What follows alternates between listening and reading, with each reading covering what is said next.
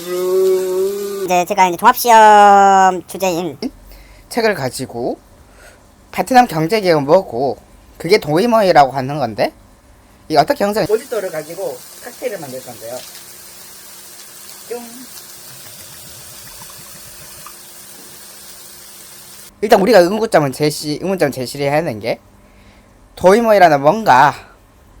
근데 우리가 베트남어 사전을 찾아보면은 깔깔과 도이머이는 모두 개혁을 뜻하는 단어라는 거죠. 그런데 왜 우리는 베트남의 개혁 개방 정책을 도이머이라고 하는 걸까요? 베트남 흑역사가 뭐고 어떻게 극복했는가에 대해서 이제 보는 건데, 저는 이거에 대해서 제목을 베트남 정부가 당시 어마무시한 무리수 그리고 정권의 불안정성이 있었고 또 개혁을 했다라는 거죠. 도이머이라는 건 뭘까요? 도이머이는 합성어예요. 근데 개혁이라는 의미를 가져요. 왜냐면 도이라는 것은 바꾸다, 영어로 change의 개념이고 머이라는 것은 새롭다는 거예요. 그래서 A시문을 들어주면은 우리가 한 번씩 우리 그 날짜 급하게 바꿔야 될 때 있잖아요. 그럴 때 어떻게 말하냐면 또이무한 너희 댄등의 카 이러면 됩니다. 해석해 봅시다. 또이 저는요 무한 원해요. 너희 뭐라 했죠? 바꾸다, 바꾸길 원해요. 댄 어디 다른 날짜로요. 응아이가 날짜고 카기 다른이란 뜻이에요. 이제 머이라는 A시문으로 가봅시다. 머이가 새롭다고 했죠. 제가 이제 갑자기 노래 듣다 삘 받아서 M문을 오빠 차 뽑았어 이걸로 해봤어요. 그래서 이게 아잉따 세마이 그런 건데, 이게 오빠는 샀어요. 새로운 자동차를 이렇게 되는 거예요. 근데 이게 어떻게 이렇게 해석이 되냐면 아잉이 오빠란 뜻이에요. 뭐라고요? 오빠. 나가 뭐예요? 이건 그 과거형이에요. 영어로 치면 뭐가 뭐냐면 사다, buy 이 뜻이에요. 그러면은 오빠는 샀어요. 이게 되는 거예요. 그런데 세가 이동교통수단을 이야기하는 지칭어예요. 만약 물론 여기에 구체적으로 뭐 붙이는 경우는 딱히 없긴 한데, 네, 보통은 왜 제가 이동수단이라 하냐면 세 뒤에 뭐가 나오느냐에 따라서 지상교통수단의 종류가 다릅니다. 정확히는 어떠 이러면은 자동차를 뜻해요. 그리고 세마이 이것은 오토바이를 이야기를 하죠. 그러니까 세라는 것이 맥락적으로 자동차라는 걸 뜻하고 마이라는 게 뭐냐면 방금 전에 말했던 거 뭐라고? 새로운 이 뜻이에요. 그러니까 도이머이 정책할 때 도이는 바꾸다, 새로운, 새롭게 바꾸다. 맞나요? 맞겠죠? 네. 그래서 이제 왜 해필이면은 베트남에서 경제 부문의 개혁 정책을 도이머이라고 부르냐면 1986년 6차 당대회 때 지도자들이 도이머이를 부르짖으면서 베트남을 개혁 개방을 해야겠다고 이야기를 했어요. 그래가지고 베트남 경제 부문 개혁 정책을 도이머이 이렇게 하는 겁니다. 펩시 광고 있잖아. 그거 듣자. 그래 부르자. 그거 치면서 예예예 시끄럽게 쌓인 생각은 접어 두근대는 리듬 즐겨를 뺐다. 가장 좋아하는 운동화를 신고 덜하게 달려봐. 대체 누가 뭐가 그리 답답한데, 원래 내일 걱정 따윈 내일 모레, 일하나 집에 가는 일은 몰라도래. 그게 다 뻔네. 한껏 들어볼래 매일이 뺐어. 금세 짜릿하게 기분이 없게 많게 한 컬러 마음에 파랗게 불들고 있어. 시끄러운 도심도는 알무게 두근대는 리듬 즐겨라 뺐어. 감각을 점점 깨워줄 순간 높이 뛰어봐. 하고 싶은 건 다 해도 돼. 거실컷 소리자 뻔뻔하게 가장 좋아하는 표정을 짓고 신나게 웃어봐. 저기 보이는 레 주원이라는 아저씨가 그 전쟁이 끝난 지 얼마 안 되고 이런 말을 했어요. 여러분 10년 안에 인민들 모두가 TV와 라디오, 냉장고를 가질 수 있게 하겠습니다. 이런 거예요. 근데 지금 현재 우리를 사는 현대 우리 저나 아니면 베트남에 사는 그 사람, 거기에서 역사를 공부했던 사람들은 어디서 나온 자신감이지? 라는 생각할 수밖에 없어요. 속된 말로 근자감이라는 거죠. 이 슬라이드를 보시게 되면 먼저 1954년에는 제1차 인도차이나 전쟁, 베트남 전쟁, 그러니까 베트남이 이제 맞다이를 깐 거예요. 소위. 왜 맞다이 깠을까? 끝나고 나서 2차 세계대전 중에는 베트남이 일본 통치를 받았어요. 왜? 주인이 나치한테 털렸거든. 주인이 누구냐? 프랑스. 그러니까 근데 이제 2차 인도 차이나 전쟁 때 이게는 왜 문제가 됐냐면 세계 2차 대전이 터지고 나서 프랑스가 원래 식민지장 내 거였는데 아유 살았네. 다시 내가 통치해줘야겠어. 이래본 거예요. 그래 놓는데까 호치민 씨를 비롯한 그 당시 독립운동가들은 야마가 돌죠. 왜? 이런 거단 말이에요. 그래가지고 전쟁이 터진 게 1954년 제1차 인도차이나 전쟁. 75년. 솔직히 이것이 말씀 죄송한데요. 우리나라 역사 교과, 동아시아사 역사 교과서나 우리 특히 이제 혹시나 구독자나 아니면 시청자님들 중에서 40대 50대 분이 계시다면 정말 죄송해요. 왜냐면은 우리나라에서 베트남 전쟁을 바라보는 시점하고요, 베트남에서 이 전쟁을 바라보는 관점이 정말 달라요. 베트남어로도 이야기해야겠구나. 베트남 구독자들 있으니까. Bạn ơi quan điểm về chiến tranh Việt Nam rất khác nhau với người Việt và người Hàn Quốc. Vì vấn đề này giống như với Bắc Hàn và Nam Hàn, hiểu không? Tôi xin vui lòng là các bạn không gián cho tôi vì phải nói người Hàn Quốc hiểu đến chiến tranh Việt Nam, hiểu không? 야, 오케이 도끼. 그래서 제가 왜 이야기 드렸냐면 진짜 관점이 다르기 때문이에요. 첫 번째, 우리나라 동아시아사 교과서에서는 어떻게 대략적으로만 이야기를 드린 남부 베트남이라는 자본주의 국가가 있었고 북부 베트남이라는 사회주의 국가, 공산주의 국가가 있었다고 한 거예요. 그런데 진짜 이 말 시작하기 전에 진짜 방금 전에도 이야기했지만 본인이 베트남 전쟁 참전 유공자가 아니다. 참면 너무 저한테 뭐라 하지 않았으면 좋겠어요. 저는 베트남 사람들 생각이 그러하다는 거니까 이게 문제가 되면은 안 됐으면 좋겠거든요. 그러니까 왜 그러냐면 우리나라 동아시아사 교과에서 어쨌든 간에 체제가 다른 나라가 미국의 어그로로 인해서 남부가 먼저 시작한 일종의 그런 전쟁 형태라고 이야기를 하고 있고, 어떤 면에서는 북한이 우리나라 침공했던 것처럼 공산주의 우리나라 침공한 걸로 본단 말이에요. 실제로 베트남에 대해서 안 좋은 소리 하는 거 보면 빨갱이가 다 그렇지 뭐, 이런 소리가 괜히 나오는 게 아니거든요. 왜? 우리는 최소한 제가 학번이 대학교 학번이 16학번인데 16학번이었던 제가 고등학교 다닐 때만 해도 베트남 전쟁에서 남부 베트남과 북부 베트남의 그 위치가 상호 국가와 같은 걸로 이야기를 했단 말이죠. 그리고 70년대를 살았던 분들이나 80년대를 살았던 분들이나 90년대를 살았던 분들은 교육이든 직접적으로 편향에 의해서든 빨갱이 애들이 죄 없는 남부 베트남에다가 조짐을 강한 것이다 라고 생각할 수밖에 없죠. 베트남 사람들은요, 아니에요. 침략 전쟁이라 그래요. 그렇기 때문에 저는 약간 이건 또 어떤 친구들이 이제 우리나라를 보고 미제 승량이네, 혹은 이제 미국이 우리나라 식민 통치하네, 이런 소리를 하잖아요. 비슷한 맥락이에요. 미국이 남부 베트남을 식민 통치한다, 이렇게 이야기를 하는 거죠. 이게 사실 어려운 일은 아니에요. 어려운 일은 아니고 걔네들 입장에 충분히 그럴 수 있어요. 그럼 몰아세우면 안 돼요. 그건 상대방의 약점이기 때문에, 약점이고 좋지 않는 기억이기 때문에, 그 민감한 기억이기 때문에 굳이 구태여 제 유튜브 댓글에서 뭐 빨갱이 새끼야 야 새끼야 하는 거 문화인으로서 못할 일이에요. 우리는 21세기를 살아가잖아요.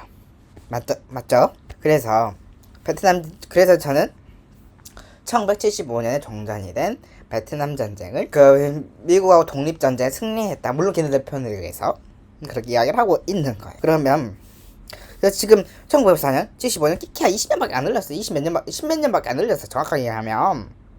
그런데 그러면서 이미 연속된 독립전쟁으로 인해서 국력이 많이 소모가 됐단 말이죠. 그러죠? 그러고 나서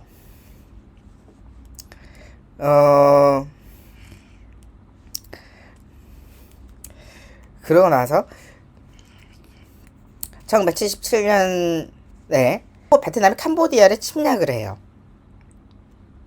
왜? 자신감이 뿜뿜하거든. 생각을 해봐요. 예를 들어서 역으로 이야기를 하면은 우리나라 사람들이 그 6.25 때 북한도 져지고 뒤에 있는 배려 있는 소련까지 심할이 못 늦추게 이제 꽁지 빼듯이 물리쳤어. 그러면 제 생각에는요 4.19 혁명으로 안 끝났을 것 같아. 죄송한 소리지만. 왜? 박정희를 왜 나이 연세 드신 어르신들께 좋아하시는지 아세요? 경제 발전을 해줬기 때문이에요. 그 결과가 있으니까. 민주주의는 일단 뒤쫓으려고. 그러니까 어쨌든 그 시절 좋았었어 이렇게 추억을 하시고 계시는 거죠. 그런데 당시면 콜드워가 냉전이 날리는 상황에서 그래서 만약에 우리나라가 북한도 조지고 소련도 조졌다. 그것도 소련이 위태위태하면서 죽을 뻔하면서 이제 튀어나갔다. 그 베트남전에서 이제 표현이 된 날개 다친 독수리 마냥. 그렇다면 우리나라 존내 간대국이야 라고 생각할 수 있어요. 대다수 사람들. 그렇기 때문에 그런 거 국뽕이 차오르고 그렇기 때문에 이승만 대통령에 대한 지지가 폭발하는 거죠. 물론 나중에는 민주화로 뒤집어질 수도 있어요. 이게 전쟁으로 인한 국뽕이 잘 조절을 하지 않는다면. 그런데 그 당시에 위대하신 호치민 베트남이 그런 느낌인 거죠. 당시 미국에서 초강대국을 조졌으니까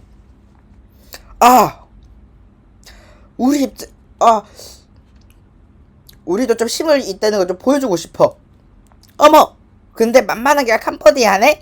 이런 거예요. 왜?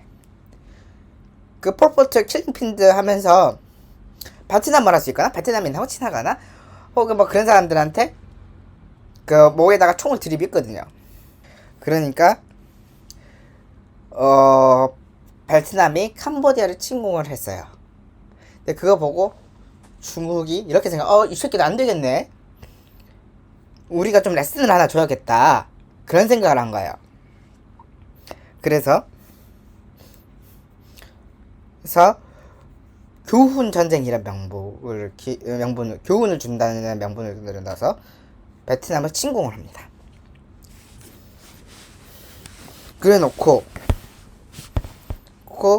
베트남이 캄보디아 침공하는 거에 대해서 서방의 금수 조치가 떨어져요. 서방으로부터 금수 조치를 당하게 되는데 이게 국제적으로도 국내적으로든 국내 정치적으로든 치명상이에요. 이게 물론 국뽕에 차올 수도 있겠죠. 베트남 그 당시의 국민들 입장에서는. 왜? 캄보디아를 괴로 잠깐 동안이나마 괴뢰국 만들고 미국도 쫓아내고 프랑스도 쫓아내고 얼마나 좋아요. 그런데 경제적으로는 답이 없었다. 그런 거죠. 그런 적도 없어요. 가까이는 남근 길을 변화왔습니다. 나나나 아버기는 아버기는 아버기는 나미를 아버기는 아버기는 자식이들 아버기는 나랑 전남 같이 가자 my unforgiven girl. 나랑 전남 같이 가자 my unforgiven boy. unforgiven 한개 위로 남겨지는 우리 이름. 나랑 전남 같이 가자 my unforgiven girl. unforgiven 내 스타일로 내 혹시 그 원 없이 한국말 아주 철없이 얘네 베트남 흑역사는요 그런 시점 만들어진 거예요. 이 국민정청의 도시에서는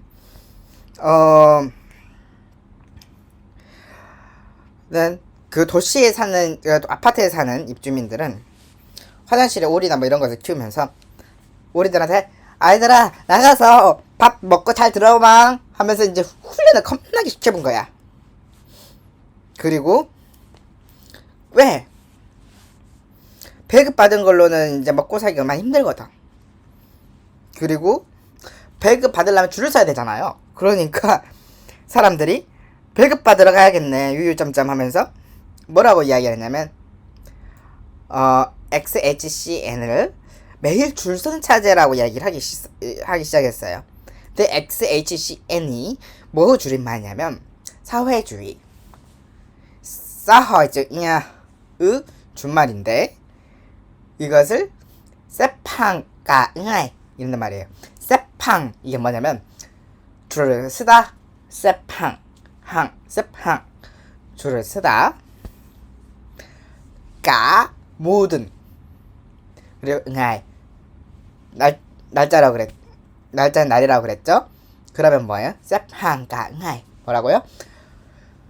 하루 내내 줄 서는 체제라는 이야기예요. 그러니까 그렇게 이제 야마가 돌아와서 그렇게 이야기한 거죠. 그리고 방금 오리 새끼 한 거 오리를 훈련시킨 것도 모자라 고향 쌀을 가져와야 됐었어요. 왜냐면은 너무 힘들었거든. 그래서 베트남 그 몇몇 학자들은 이렇게 이야기합니다. 다 같이 가난해지는 체제라고 이야기합니다.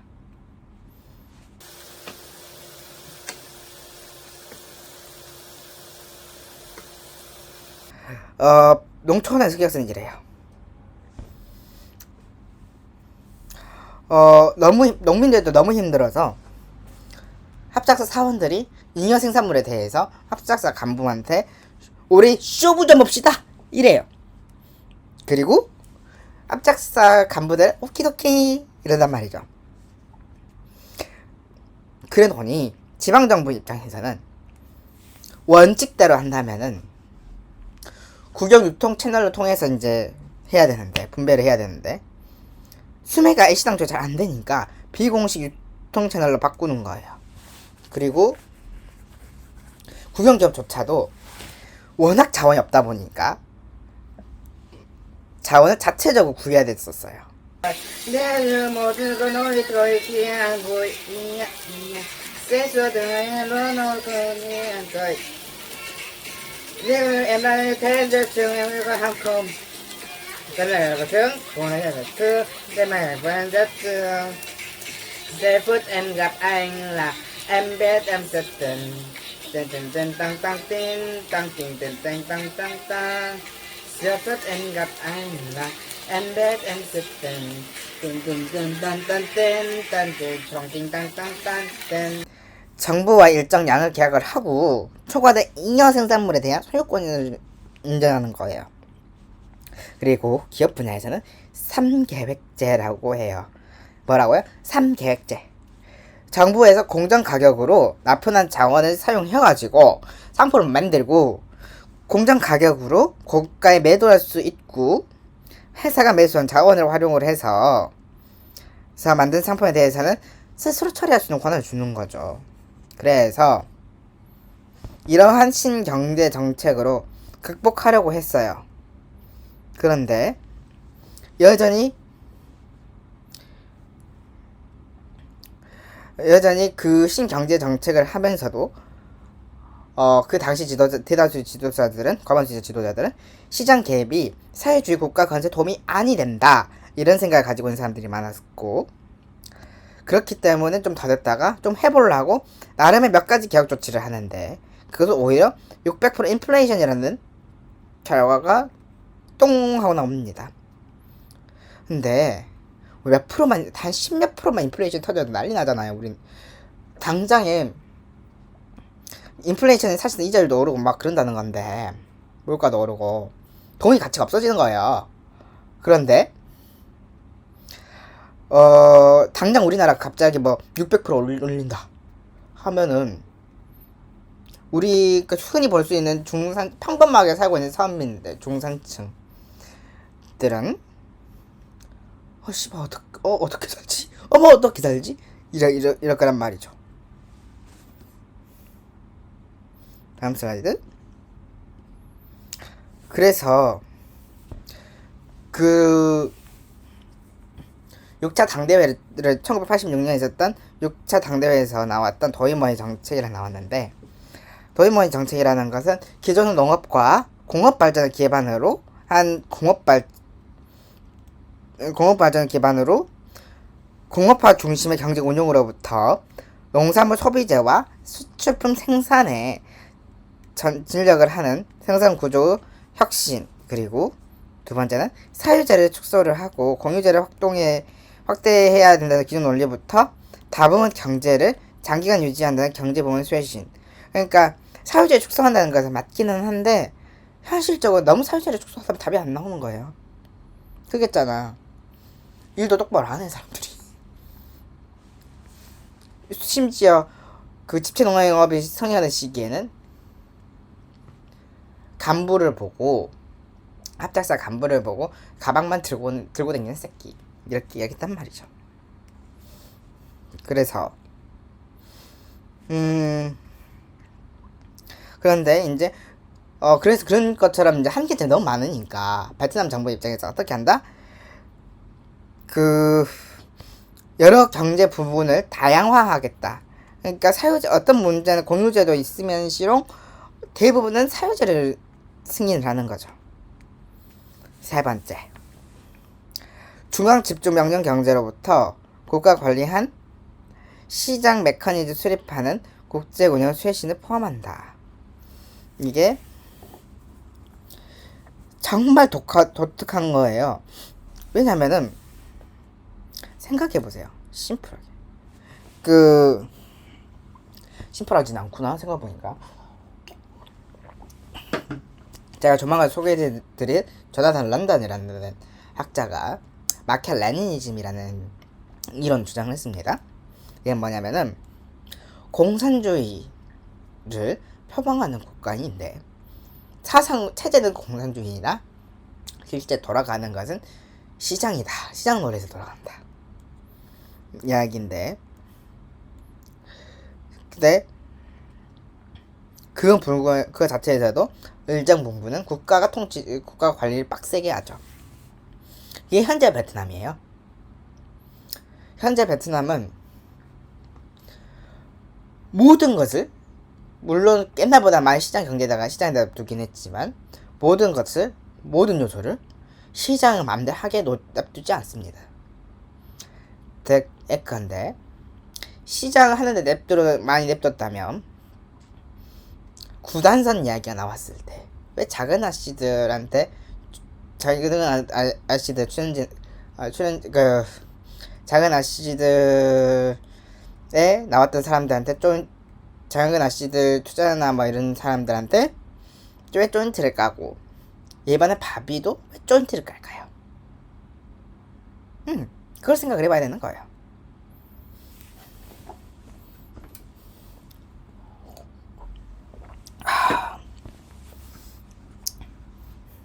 그리고 그럼에도 불구하고 여전히 이제 보수 세력이 존재를 했고, 그렇기 때문에 판촉자리 개혁이라고 이야기할 수밖에 없어요. 유감스럽지만. 네, 오늘 발표는 이야기는 여기까지고요. 다시 카메라로 돌아와서 그래서 수방을 이어가도록 하죠.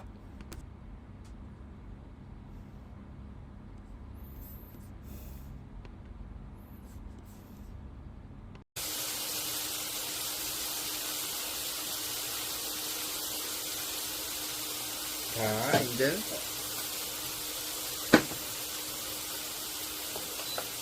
와인을 드려볼 거예요.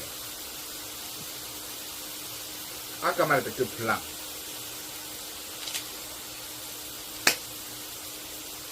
이건 줬다 보고 kop도 이건 텐션이 좀 그러지 않는데. 따라볼게요. 큐.